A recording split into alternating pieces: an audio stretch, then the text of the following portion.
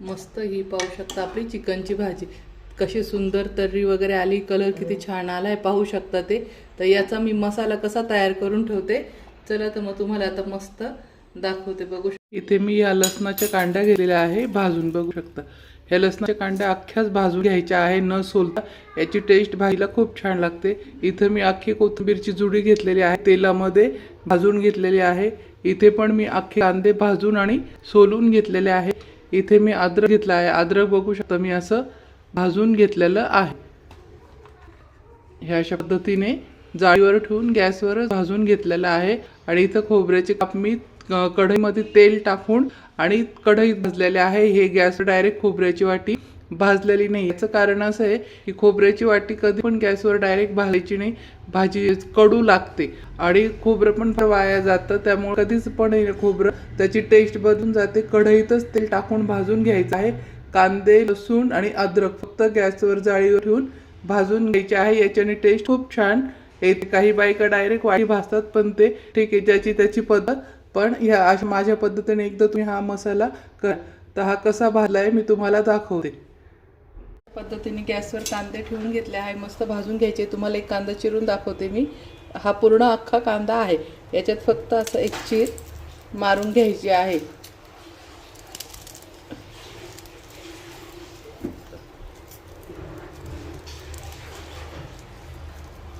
फक्त अशी मध्ये एक पोटामध्ये चीर कांद्याचे असं मारून घ्यायची आहे आणि गॅसवर असे ठेवून द्यायचे आहे अख्खेच.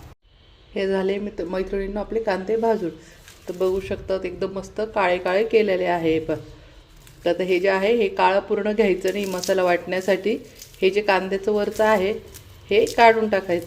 आता हा बघू शकता कांदा मी सोलून घेतलेला आहे आणि असा करून घ्यायचा आहे. जे वरचं जास्त काळं आहे ते काढून टाकायचं, नाही तर भाजी कडू बनते. आता आपण खोबरं पण चिरून आणि भाजून घेऊ, कोथिंबीर. तुम्हाला दाखवते आता हा मसाला कसा तयार करून ठेवायचा झटपट 5 मिनिटात भाजी होणार. कढई ठेवली आहे, असे खोबऱ्याचे काप करून घेतलेले आहे आणि यात टाकून घेतले आहे. मस्त चांगलं भाजून घेऊया. खोबरं भाजताना आता आपण थोडंसं तेल टाकून घेणार आहोत.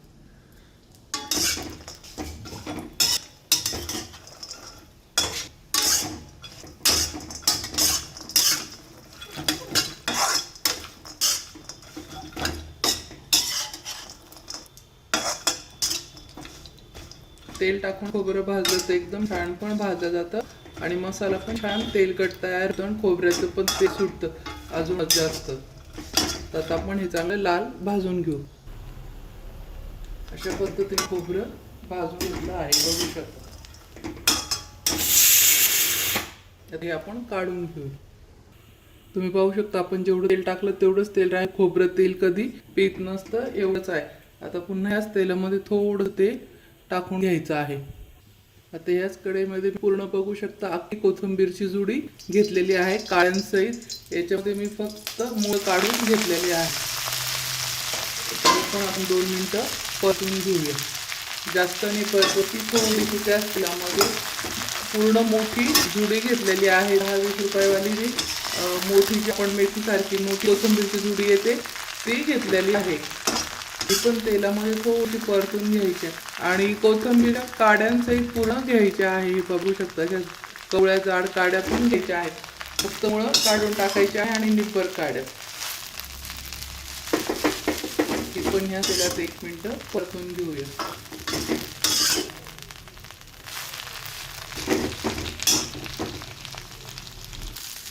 कोथिंबीर पण बघू शकता परतवून झाली आहे. आता इथे आपण ही कोथिंबीर काढून घेऊ.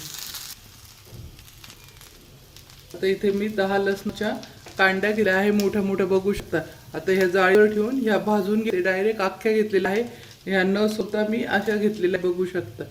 पूर्ण अख्खी कांडी घेतलेली न सोलता. ही पण आपण गॅसवर जाळीवर ठेवून भाजून घ्यायची आहे. याची चव खूप छान वाढते. मस्त भाजून घेऊ. अशा पद्धतीने ह्या लसणाच्या कांड्या पुढं भाजून घेतलेल्या आहे. आता आपण ह्या काढून घेऊ. आता इथे मी अद्रक ठेवला आहे भाजायला. हे पण गॅसवरती जाळीवर ठेवून भाजून घ्यायचं आहे. अद्रक पण छान अशा पद्धतीने भाजून घेतलेलं आहे. आता गॅस बंद करून हे अशा पद्धतीने चांगलं भाजून घेतलेलं आहे अद्रक पण. मसाला आता थंड झाला आहे. आपण आता मिक्सरला बारीक करून घ्यायचा आहे. अगोदर कांदे बारीक वाटून घेऊया.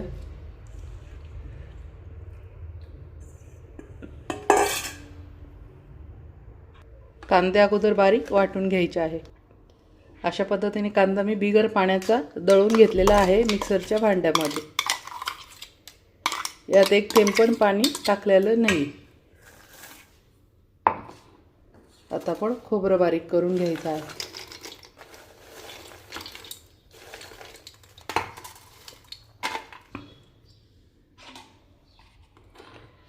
आता त्याच भांड्यात खोबरं बारीक करून घ्यायचं आहे.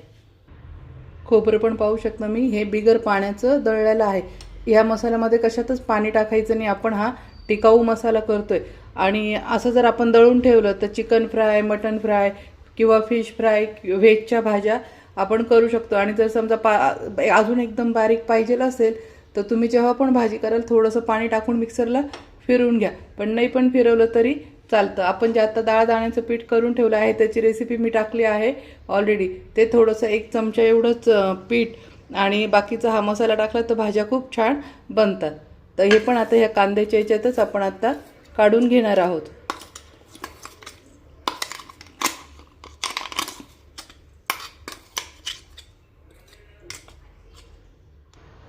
आता ह्या भांड्यामध्ये आपण लसूण पण आणि कोथिंबीर सर्व दळून घेऊया. आता इथे लसूण दळून घ्यायचं आहे. पहिले आपण कोथिंबीर दळून घेऊया.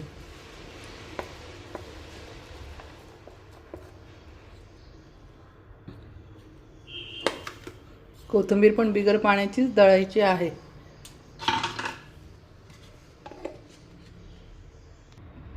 ही झाली कोथिंबीर पण दळणं. बघू शकतात कोथिंबीर पण बिगर पाण्याची दळलेली आहे. जर समजा तुमची कोथिंबीर बारीक नाही झाली तर तुम्ही त्याच्यामध्ये तेल टाकायचं आहे. थोडं पण पाणी टाकायचं नाही. थोडंसं तेल टाकून आणि बारीक करून घ्यायचं. ही लगेच बारीक होऊन जाते. कोथिंबीरची छान पेस्ट होती. पाण्याऐवजी फक्त तेल टाकायचं आहे कारण की आपण हा वर्ष 6 महिने टिकणारा मसाला करणार आहोत.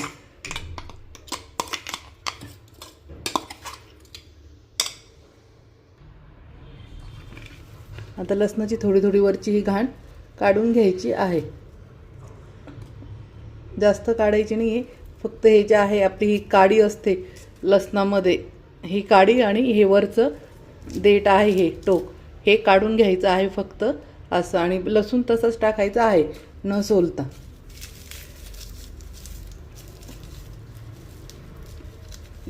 फक्त अशी काडी घेऊन काढायची आणि हे वरचं टोक काढून टाकायचं आहे लसणाचं.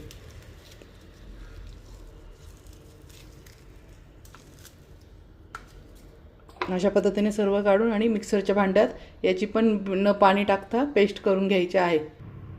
अशा पद्धतीने लसूण सगळा मोकळा करून घेतला आहे. आणि आता अद्रक पण याच्यातच बारीक तुकडे करून टाकायचं आहे. सर्व अद्रक याच्यात बारीक तुकडे करून टाकणार आहोत. आता हे पण आपण मिक्सरच्या भांड्यात दळून घेणार आहोत बारीक. प्रत्येक याच्यात मी तेल टाकून हा मसाला बारीक दळलेला आहे. यात पाण्याचा बिलकुल वापर केलेला नाही. जेव्हा आपण लसूण अद्रकची पेस्ट करतो तेल टाकून तर हे सारखं असं 2-3 वेळा झाकण उघडून आणि असं चमच्याने हलवून घ्यायचं. म्हणजे हे जे जाड जाड तुकडे आहे ते पण छान बारीक होतात. चालू बंद करून बारीक पेस्ट करायची आणि चमच्याने हलवून पुन्हा मिक्सरला बारीक करून घ्यायचं. एकजीव झालेला आहे.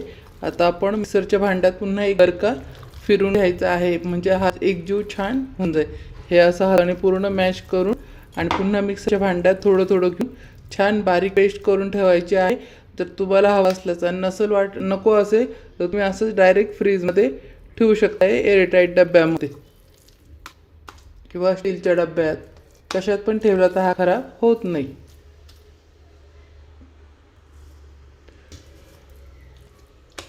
मस्त हा झाला आपला मसाला तयार. हा असंच ठेवायचा आहे फ्रीजमध्ये. आणि जर तुम्हाला वाटलं एकदम बारीक पाहिजेला आहे तर जेव्हा भाजी करायची तेव्हा मिक्सरच्या भांड्यात थोडंसं टाकून आणि त्यानंतर थोडं पाणी टाकून अशी बारीक पेस्ट करून घ्यायची आहे. आणि हा ठेवायचा आहे. तर हा वर्ष 6 महिने आरामशीर टिकतो. आता जर कोणी बाहेर प्रदेशात राहतात, त्यांना इथून आपला महाराष्ट्रीयन मसाला वगैरे न्यायचा आहे, तिथं तसा भेटत नाही, तर तुम्ही त्यांना असा बनवून देऊ शकता ते, आणि त्यांना फ्रीजरमध्ये ठेवून वर्षभर बी आरामशीर टिकणार आहे. याच्यामध्ये कुठलंच काही केमिकल नाही, काहीच नाही, आणि भाज्यांची पण चवीमध्ये काही फरक पडणार नाही. खूप सुंदर भाज्या बनते. तर हा तुम्ही बाहेर जर तुमचं कोणी प्रदेशात राहत असेल तर तुम्ही त्यांना पण असा मसाला बनवून देऊ शकता ते.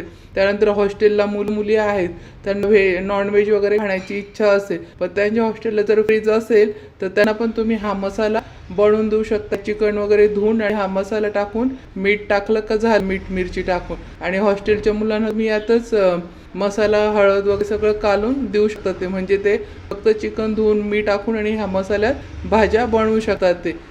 तर एकदा नक्की माझ्या पद्धतीने मैत्रिणींनो करून बघा. Bye bye. मस्त खा आणि मस्त राहा. आता मसाला मस्त तयार केलेला आहे भाजून. त्याची व्हेज पण भाजी करून दाखवली बघा. हा आहे शेवगा. याची तर्री वगैरे बघा, आणि कलर पण किती सुंदर आलेला आहे. आणि ह्या सगळ्या त्या मसाल्यामुळे भाज्या खूप चविष्ट लागतात.